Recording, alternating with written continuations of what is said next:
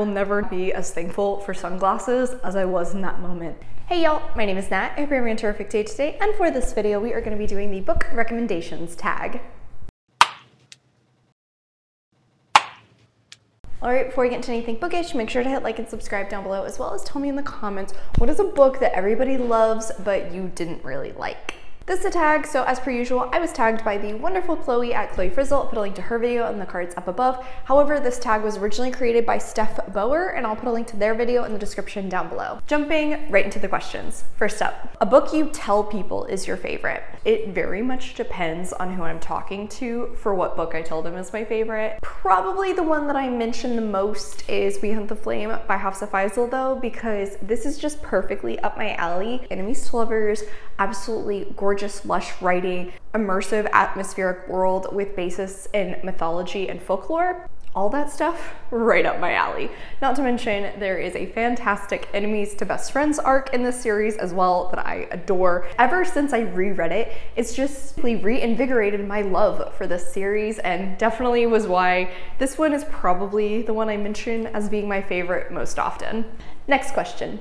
A book that is your guilty pleasure. First off, I don't like calling any of my books a guilty pleasure. I'm not ashamed of what I read, and nobody else should be either, because that's just ridiculous and gatekeeping for no real reason. But the book that did come to mind for this one, because I adored it, but looking back, I can actively see a lot of issues. Children of Blood and Bone by Tomi Adeyemi. Let me say, this book is so trope filled. It is a combo of so many different YA fantasy books, but when I was reading this, it gave me Avatar: The Last Airbender vibes, and I loved it because of it. Why are you smiling at me like that? I actually read this when I went on vacation with my mom, and I was just recently getting back into reading. Tore through this book. I spent as much time on that vacation reading it as I could because I just was so immersed with the characters, with the world that was created. Once again, a book that has basis in folklore and an enemies to lovers relationship, so I can appreciate the issues and the critiques of this book, but still I had a phenomenal time reading it. I look back at my reading experience positively, and I cannot wait for the last book in the series to come out. Next question. A book everyone loved but you didn't. For this one, I went to my Goodreads and I sorted based on highest rating for the books I have read, and the one that I disagreed with the most has to be Throne of Glass by Sarah J. Maas. I am so happy for all of the SJM girlies who adore her stuff. Her writing is not for me. Her characters are not for me. The plots she creates did not hold my attention. So unfortunately, I got 5. I think I was into book 5 of this series and officially gave up. I also DNF'd ACOTAR, so I've officially accepted the fact that this author and I, we don't get along. Next question. A book you read the fastest. Not only did I read this book very fast, but I also read the entire series very quickly, and that has to be Murderbot Diaries by Martha Wells. First, I have talked about the series many a times now. I'm still so surprised that I fell in love with it as much as I did. But when you're starting out a novella series, it's super simple to just pick up the next one whenever you have a little bit of free time. And the audiobooks of these are just phenomenally well done by Kevin R. Free, narrates them fantastically. But also the main character, Murderbot, just endeared me so much, and I've talked about many a times on my channel now that I've grown to care about them dearly. I love the discussions in the series around humanity and how we've seen Murderbot become more humanoid as the series has progressed. I still hope and pray that we're gonna see more of Murderbot, that the series is gonna continue, because I'm still not 100% sure, but I hope so. Next question. A book that deserves more hype.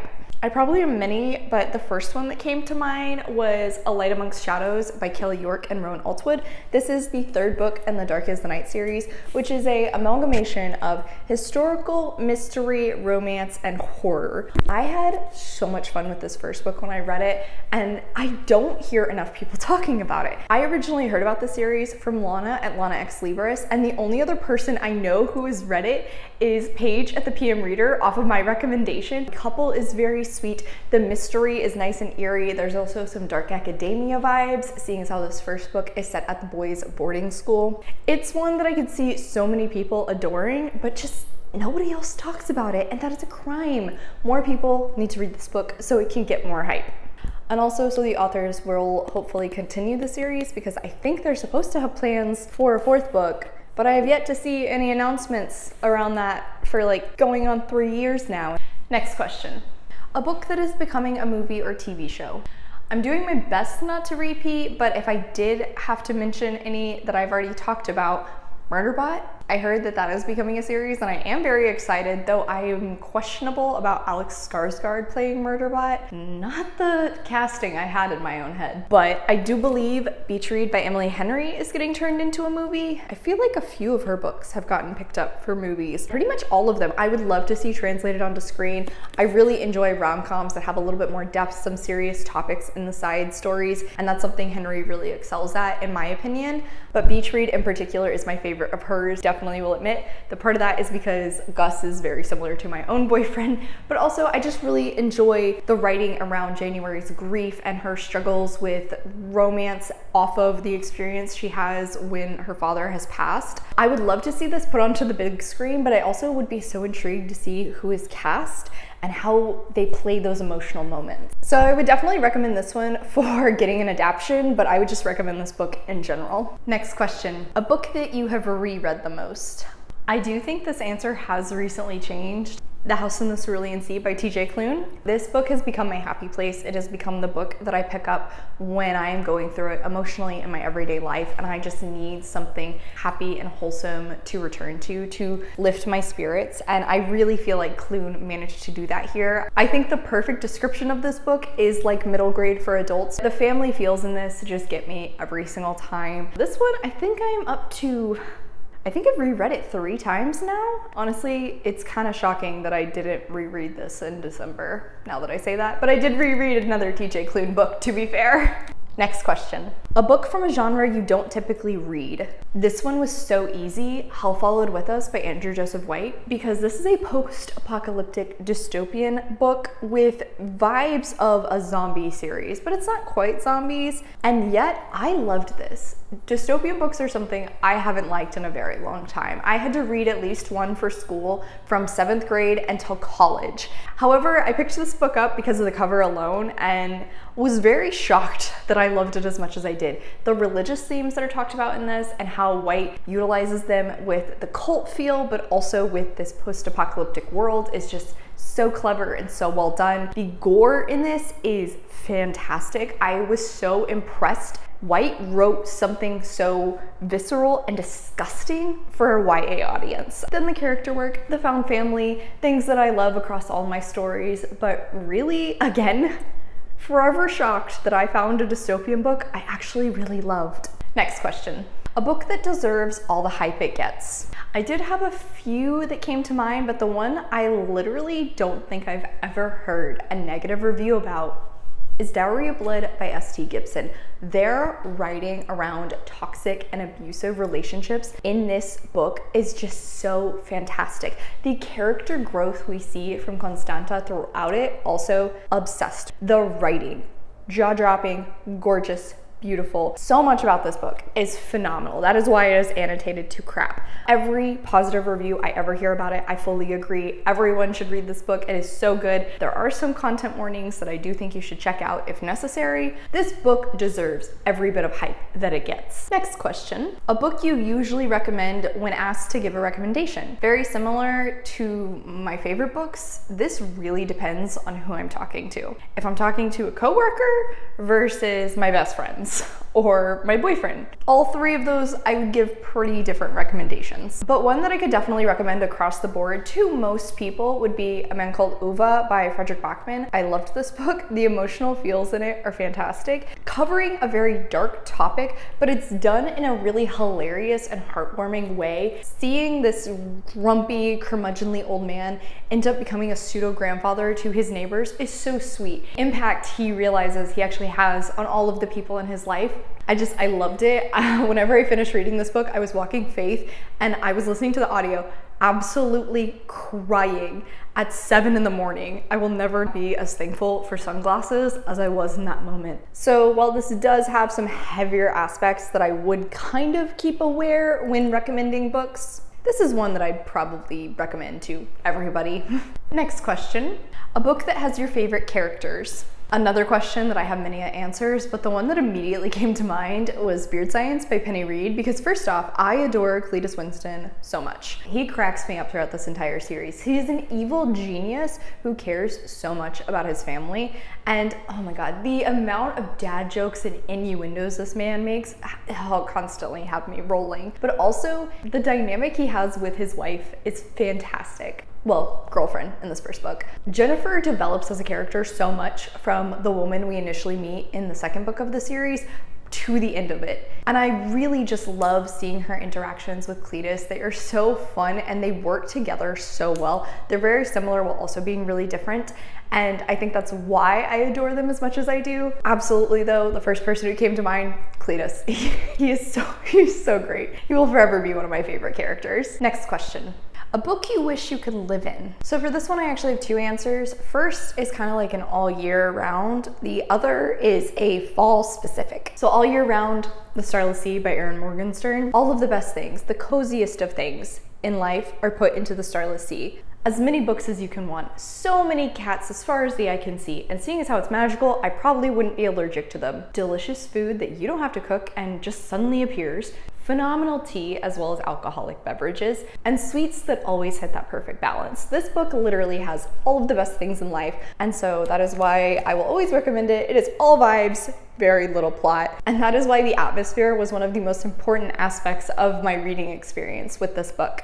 But if we're talking during the fall, Cackle by Rachel Harrison, same exact thing except fall time.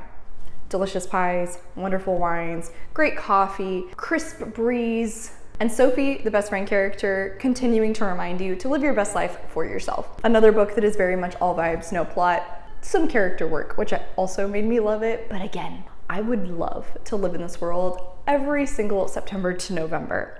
Next question. A book that you thought you would hate but ended up loving. I wouldn't necessarily say I loved this book, but I did go in with very low expectations because when I read this, it was the lowest rated book on my Goodreads shelf. It had an average of 3.07 stars, and I gave it 4 stars. Cherish Farah by Bethany C. Morrow. This is a YA horror story that I will admit, I think the author kind of gives away the ending twist a little too early, but I was so engrossed the entire time.